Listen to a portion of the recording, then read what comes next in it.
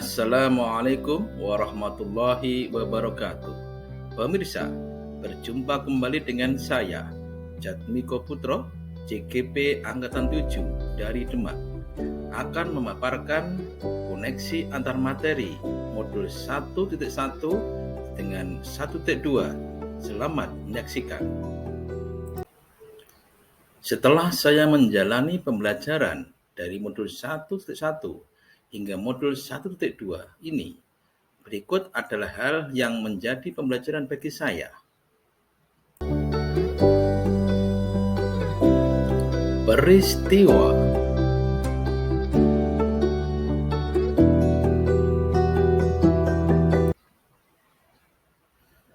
Momen yang paling mencerahkan saya pada modul 1.1 adalah 1. Filosofis Ki Hajar Dewantara yang berkaitan dengan saya sebagai guru yang senantiasa harus berpihak pada anak. Istilahnya adalah menghamba pada anak, serta harus dapat menerapkan filosofi ing ngarsa sung tulodo, ing madya mangunkarsa tutwuri handayani. Kedua, melihat posisi murid yang harus dipandang secara holistik, yang pada dasarnya memiliki kodrat alam dan kodrat zaman. Sedangkan momen yang paling mencerahkan saya pada modul 1.2 adalah pemahaman tentang fungsi otak 3-in-1, Trian. Konsep ini betul-betul menginspirasi saya bahwa kita sebagai manusia, terlebih sebagai seorang guru, harus mampu berpikir secara luhur, tidak sembrono atau bertindak gegabah, tanpa melalui proses berpikir secara positif terlebih dahulu. Hal ini tentu akan berdampak pada pola sikap kita yang tampak tidak hati-hati dalam setiap mengambil keputusan.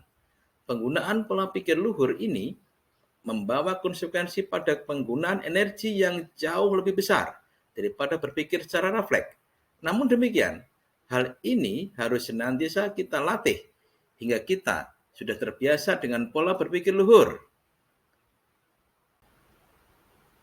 Kaitan antara modul 1.1 dan 1.2 ini yang dapat saya pahami adalah dalam melakukan proses pembelajaran kepada peserta didik, kita harus dapat memposisikan kita sebagai seorang guru yang harus bisa menjadi teladan, membangun motivasi, serta memberikan dorongan agar anak dapat mencapai keselamatan dan kebahagiaan yang setinggi-tingginya dengan senantiasa mengedepankan pemikiran luhur dan sikap yang bijaksana dalam setiap aktivitas kita.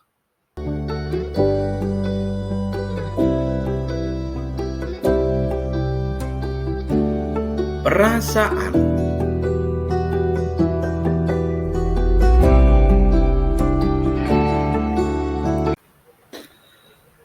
Perasaan saya ketika saya mampu menerapkan dan memposisikan diri sebagai apa yang ada pada filosofi Ki Hajar Dewantara, saya merasa sangat berarti dan bermanfaat bagi anak didik.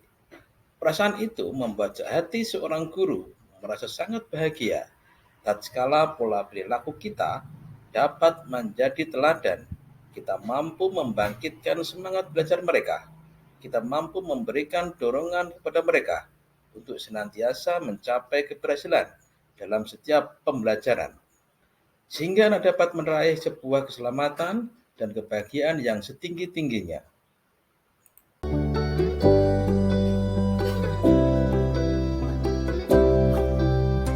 Pembelajaran.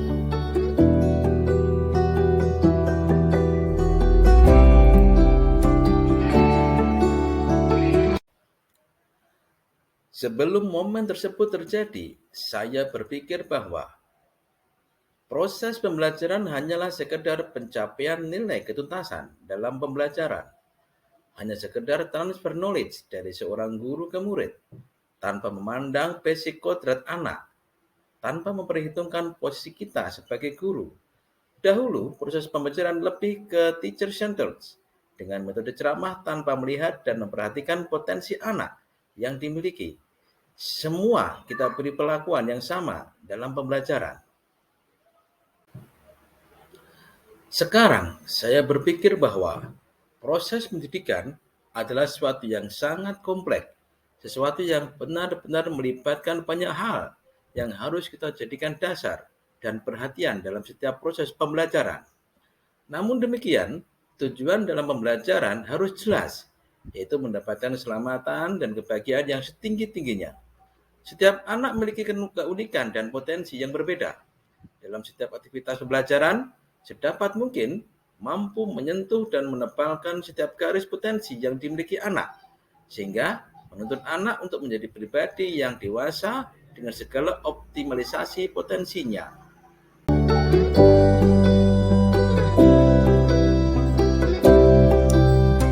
Penerapan ke depan.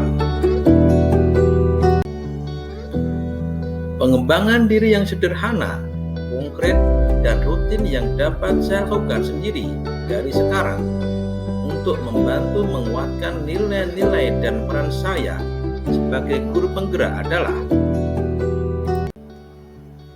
mulai belajar untuk bisa menerapkan proses belajar yang senantiasa berpihak pada murid. Saya akan berusaha untuk senantiasa melakukan proses pembelajaran yang student-centered. Kedua, belajar mandiri. Kita harus secara mandiri memperkuat kompetensi kita sebagai guru dengan terus belajar secara mandiri dengan cara mengikuti pintek, workshop, seminar, dan sebagainya. Kemudian juga menyelesaikan tugas-tugas sebagai seorang guru secara mandiri dan tidak bergantung pada orang lain. 3. Senantiasa mengadakan refleksi diri. Saya akan senantiasa menerima masukan-masukan maupun ide-ide yang positif untuk perbaikan kinerja saya sebagai seorang guru. Saya juga akan meningkatkan metode maupun model dalam pembelajaran dari hasil data penelitian tindakan kelas. Keempat, kolaborasi. Untuk lebih meningkatkan capaian anak dalam proses pembelajarannya, saya akan melakukan kolaborasi dengan guru dari berbagai bidang studi. Sebagai contoh, melakukan kolaborasi pembelajaran untuk sebuah proyek pengelolaan sampah. Kelima, inovasi. Senantiasa berupaya melakukan inovasi dalam proses pembelajaran agar dapat selalu mengupdate dan mengaktualisasikan materi pembelajaran yang sesuai dengan perkembangan ilmu dan teknologi. Sebagai contoh, yang pernah saya lakukan dengan menerapkan sebuah proyek pembuatan pakan ikan online dengan HP yang dapat kita atur dari manapun kita berada. Ini sesuai dengan materi kelas 7, yaitu interaksi antar makhluk hidup. Demikian koneksi antar materi modul 1.1 dan 1.2. Salam bahagia. Wassalamualaikum warahmatullahi wabarakatuh.